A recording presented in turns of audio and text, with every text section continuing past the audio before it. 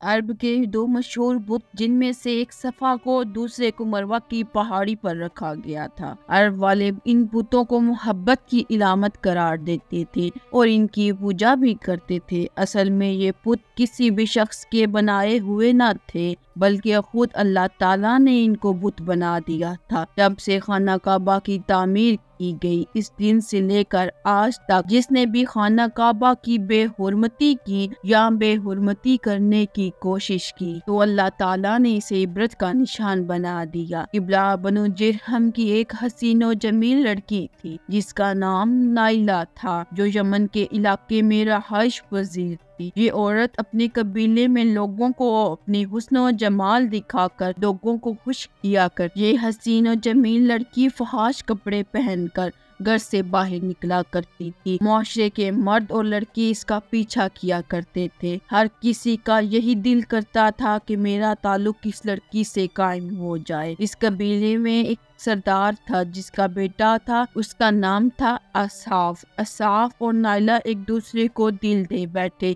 یہ محبت بہت ہی جلد جسمانی تعلق تک جا پہنچی۔ یہ دونوں محبت کے نشے میں بدکاری کیا کرتے تھے۔ یہ دونوں لوگوں سے چھپ کر کئی مدت تک زنا کرتے رہے۔ جب دونوں کے گھر والوں کو اس بات کا پتہ چلا، دونوں بدکاری کرتے ہیں۔ ان دونوں کے گھر والوں نے یہ بات سن کر بہت شرمندہ ہوئے۔ ان کے گھر والوں نے ان دونوں کو ایک دوسرے سے ملنے سے منع کیا، لیکن یہ دونوں زناکاری سے باز نہ آئے۔ اس طرح ان کے گھر والے ان کے خلاف ہو گئے۔ گھر والوں نے ان دونوں کو ملنے پر پابندی لگا دی۔ ایک دفعہ بنی جرہم کا ایک قافلہ خانہ کعبہ میں حج کے سلسلے میں آیا ہوا تھا، جس میں یہ اصحاف اور نائلہ دونوں شامل تھے۔ حج کے دنوں کا واقعہ تھا کہ خانہ کعبہ میں لوگوں کی تعداد بہت ہی کم تھی۔ انہوں نے موقع کی مناسبت کو دیکھا تو یہ دونوں خانہ کعبہ کے اندر داخل۔ جب انہوں نے اپنے آس پاس کسی کو نہ پایا تو انہوں نے بدکاری شروع کر دی۔ نائلہ اور اصحاف کی اس بے حرمتی پر زمین آسمان لرزا اٹھے۔ جب وہ خانہ کعبہ میں زنا کر رہے تھے تو اللہ تعالیٰ نے ان دونوں کی روحوں کو قبض کر لیا۔ ان پر اللہ تعالیٰ کا عذاب اس طرح آیا، یہ دونوں پتھر کے بن گئے۔ جب خانہ کعبہ کے لوگ خانہ کعبہ کے اندر داخل ہوئے تو دونوں پتھر بنے ہوئے تھے۔ قافلے والوں کو یہ بات سمجھ آ گئی کہ اللہ تعالیٰ کی مقدس جگہ پر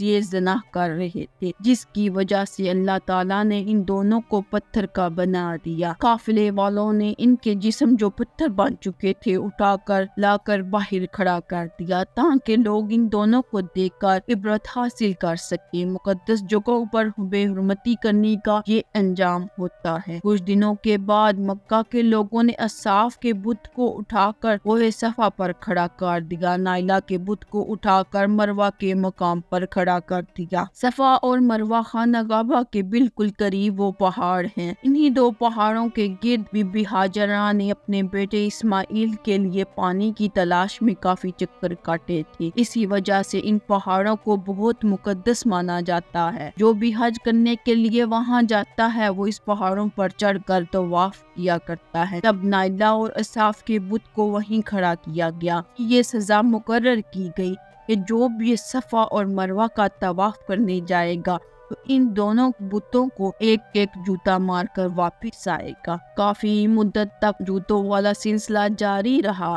اس کے بعد لوگوں نے ان کو ہاتھوں سے مارنا شروع کر دیا۔ اس کے بعد لوگوں نے ان بتوں اصحاف اور نائلہ کو ہاتھ لگانا مناسب سمجھا تھا۔ وقت گزرنے کے ساتھ ساتھ عرب کے لوگوں نے ان بتوں کو محبت کی علامت سمجھنا شروع کر دیا تھا۔ قبیلوں میں اصحاف اور نائلہ کی کہانی کو بڑی فخر سے ایک دوسرے کے ساتھ بیان کیا جانے لگا۔ لوگوں نے ان کو محبت کی دیوی اور دیوتا ماننا شروع کر دیا۔ آہستہ آہستہ یہ صورتحال ہو گئی۔ اصحاف اور نائلہ کے بت عرب کو بڑے والے بتوں میں شمار کیا کرتے تھے۔ اصحاف اور نائلہ کے بت کی وجہ سے عرب والے اتنے پاگل ہو چکے تھے، وہ ان پر منتیں مانگتے تھے، ان بتوں کو سجدہ اور قربانی بھی دیا کرتے تھے۔ حضرت زید بن حارث سے روایت ہے کہ جاہلیت کے زمانے میں مشرکین مکہ بیت اللہ کا طواف کیا کرتے تھے تو اصحاف اور نائلہ کے اس بت کو ہاتھ لگایا کرتے تھے۔ حضرت زید بن حارث فرماتے ہیں کہ میں حضرت محمد صلی اللہ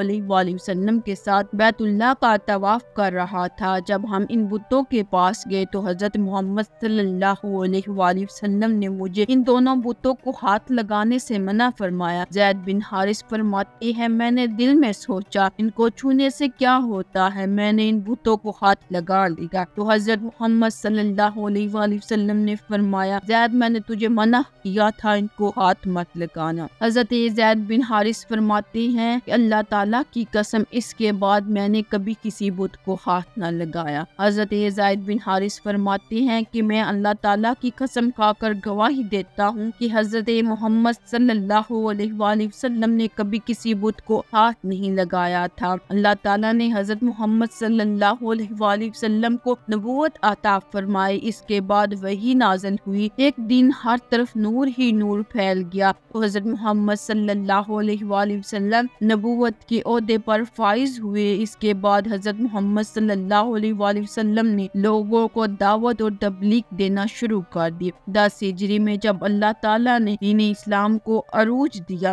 حضرت محمد صلی اللہ علیہ وآلہ وسلم نے مکہ کو فتح کیا۔ مکہ کو فتح کرنے کے بعد حضرت محمد صلی اللہ علیہ وآلہ وسلم حرم میں پہنچے تو حضرت محمد صلی اللہ علیہ وآلہ وسلم اور شیر خدا حضرت علی نے تمام بتوں کو ریزہ ریزہ کر دیا۔ آپ صلی اللہ علیہ وآلہ وسلم بتوں کو ریزہ ریزہ کرتے جاتے اور فرماتے جاتے حق آ گیا ہے اور باطل مٹ گیا ہے، حق آ گیا اور باطل ختم ہو گیا، بے شک باطل نے ایک دن ختم ہو ہی جانا تھا۔ اس طرح حضرت محمد صلی اللہ علیہ وآلہ وسلم نے خانہ کعبہ کو بتوں سے پاک کر دیا۔